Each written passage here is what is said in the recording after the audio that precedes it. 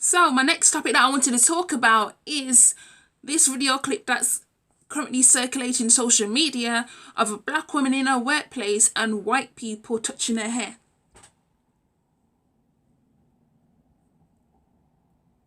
Yes, white people touching her hair. Now, as usual, white people still feel like they have authority on black bodies. And that's why they feel no way to be, pulling at your hair and digging into it and all these kind of stuff. And I'm just like, I'm not even surprised. She just stood there and took it. She was probably in shock. She looks very young. Like, I'm going to show you the video clip. She looks really young. So I'm not even surprised that she just stood there and took it.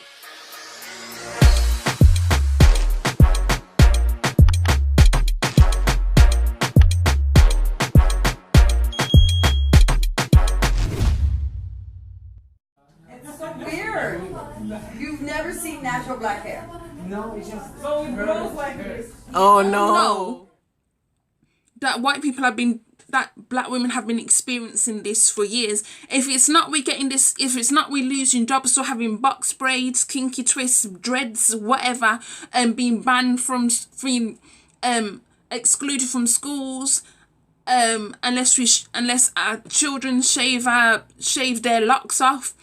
Even though a lot of the time, black children who go to school who have dreads, it's because of their religion. They're Rastafarians. It's part of their religion. So But white people, these white institutions do not care about that. They say you have to obey their laws. Now, short back and sides is what they want. However, we all know the real reasons why they want black boys to also be uniformed like that at the same time. To see this video of a black woman at a job where it's predominantly white people who work there, basically having her personal space violated like that, having her natural hair violated that. You know me, I'm very big in energies and all that kind of stuff, and you don't know what other people have been doing. You don't know like their true mindsets and all this kind of stuff. So for them to basically just pounce on you like a female lion on a gazelle, that is basically what they're doing. They're literally pouncing on you and putting all their energy onto you, and you basically freeze up because you do not expect that to happen. You just literally freeze up. You go into your own space. I mean, yes, she's smiling, but you can literally see that she's like so uncomfortable. And I don't understand why people are attacking her, saying that she should have spoke up. It's not that easy to speak up. With a lot of social media warriors, you're so quick to say she should have spoke up or gone to HR and all that kind of stuff. Like, it's not that easy. You should know full well by reading newspaper articles that there have been a plethora of these similar cases where people have gone to HR, human resources, and nothing has been done. So you're left feeling like you've made this complaint against a white institution because one of their white employees has done something to you as that was racially motivated. Nothing is done. So who do you have next to turn to, huh?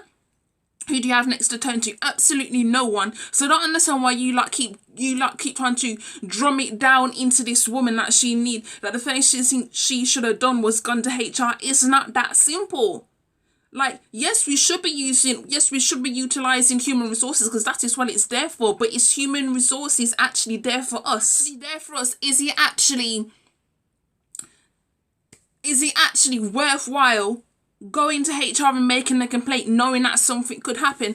Another thing that really bothers me is a lot of black people have said that they've had these similar kind of experiences. So if so, I know that a lot of you are just fronting from social media, because I know a lot of you have had white people digging up in your hair and you've not had the balls to tell them to stop. Not everybody is like you. Okay, not everybody has the mindset to say, you know what, I don't feel comfortable. Can you not do that? But the problem is sometimes we don't verbally say it. We show it in our body language. And if a white person cannot pick up on the cues of a black person being uncomfortable, it's purely because they don't even value us as human beings anyways. So why on earth would they be looking at these social cues that are, something that is human to human interaction? Great Solange Knowles said, "Don't touch my hair. Don't do it. Don't do it." It's disrespectful. It's out of order. I'm not a freaking zoo animal. I've had this happen to me before in some of my old workplaces, and I also did not speak up because, like, when you are just a sole black person and there's a hell of a lot of white people around you, you get so uncomfortable that sometimes you do not speak because you are so afraid of the consequences. What are they going to do to you next? They may just see them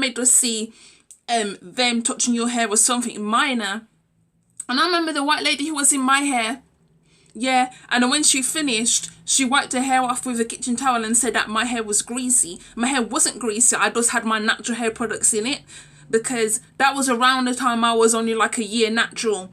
And she got the cheek to tell me that my hair was greasy. Well, that white people typically tend to have to wash their hair daily because their hair is, you know, a lot of them have straight hair. So that means the natural oils can go easily down their hair shaft. But black people don't have that because our hair is, you know, kinky, coily, curly. So it makes it harder for our natural oils to go down our hair shaft. That's why we have to add in oils and these natural hair products in order for our hair, you know, to be lush and moisturized and all this kind of stuff. So for her to say my hair is greasy, like, really?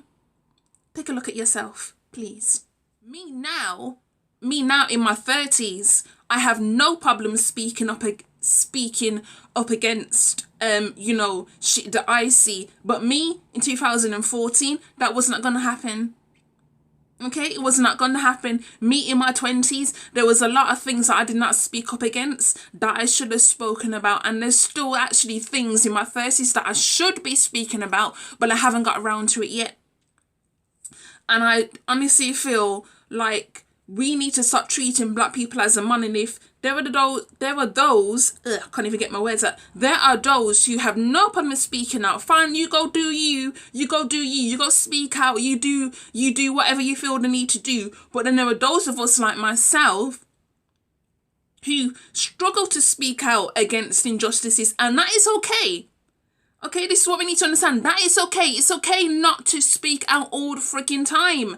It's okay. It doesn't make you any less of a human being, any less as a black person because you choose not to speak out. You have to remember there's so many different types of black people out there. So to sit there and say, oh, well, she should have spoke out. You don't know what her personality is like. You sure like what a little 6-second video or whatever, and you got the cheek to say that she should have spoken out. You don't know her background. You don't know what values her parents taught her, but yet you making an assumption, which is what I'm doing as well. Like, I'm also making an assumption, but she looked very uncomfortable to me. And like I said in my previous clips, if white people cannot pick up on social cues, that is on them. That's not on the black person. We can only do what we need to do to survive. And sometimes, unfortunately, what we need to do to survive is to sometimes, you know, withdraw into ourselves. It's a part of protecting ourselves. And I'm fed up with this notion that we all have to, you know, march to the same drum, whatever, beat to the same drum. Like, no.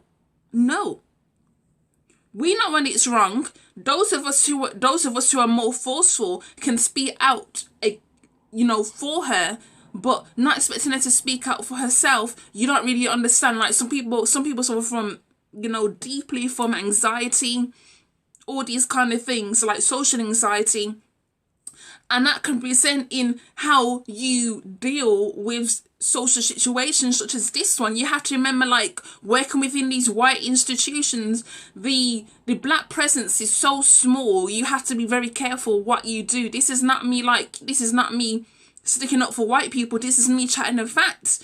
Like, sometimes we speak out and then guess what happens? We end up losing our jobs, and then nobody else wants to hire us because the white institution has basically protected itself. I'm saying that these white institutions, because they're built off the back of white supremacy, all these major institutions in the UK and America, a lot of them, they got their money through slavery. And need I say more? you know, white supremacy is so insidious, honestly. Like, it literally affects every single part of our day-to-day lived experiences, you know, whether we can get a loan, what schools we can get into, why the reasons behind why black boys are getting expelled from schools, black women having their hair violated by white people, being fired from a job for just having box braids or having dreads. Like, white people don't have these same experiences. It's nowhere near on the same magnitude as to what black people experience. So this whole notion that white people experience racism, no, you don't. You may experience prejudice and you may experience stereotypes, but black people are experiencing all three: racism, prejudice, and stereotypes. All three of them go together, and that's what makes up white supremacy, you know? So I don't want to hear no more nonsense about white people can experience what we experience, because most black people keeping ourselves to ourselves. We're not going to a white person and digging up in your hair. We don't give a shit about your hair. Sorry, we don't give a shit about your hair. I think the only times that black people actually give a shit about white people's hair is when, you know, they are showing direct anti-blackness because they don't like a person with their natural hair and it's kinky curly, so they only appreciate it when that hair is straightened. It's to do with the European standard of beauty, but that is not the discussion we're talking about today. However, I do feel like it does reflect in this situation as well. You know, white people always acting so fascinated by black people's hair. I'm like, for God's sake, slavery is over. What the fuck are you so fascinated about for, really? I mean, let's talk about slavery in America, how the white slave masters' wives would make the female slaves cover up their hair with scarves and headscarves and all these kind of things, because they saw that as exotic, and they did not want their husband lusting after the enslaved women, so they would make them cover up their hair. And I'm like, first of all, your husband is raping these women, okay, raping them. That's why a lot of mulatto babies came out of that situation, you know, mixed race babies.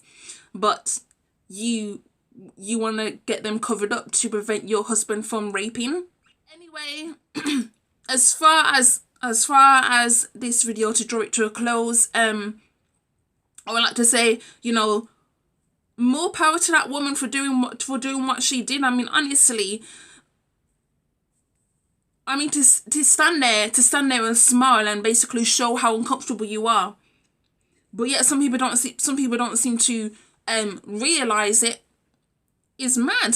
People attacking her, like, you should be attacking those white people. You telling her that she should have spoken out. Like, it's not that, like I said, it's not that easy to speak out. It's really not that easy. So for you to be sitting there and saying that, okay, then you go speak out for the rest of us, and like those of us who find it hard to speak out, we will stay quiet because that's easier for us. You feel me? So let me wrap this video up here. Please let me know your thoughts down below, and I shall be back a bit later for 2 more videos. Okay, bye.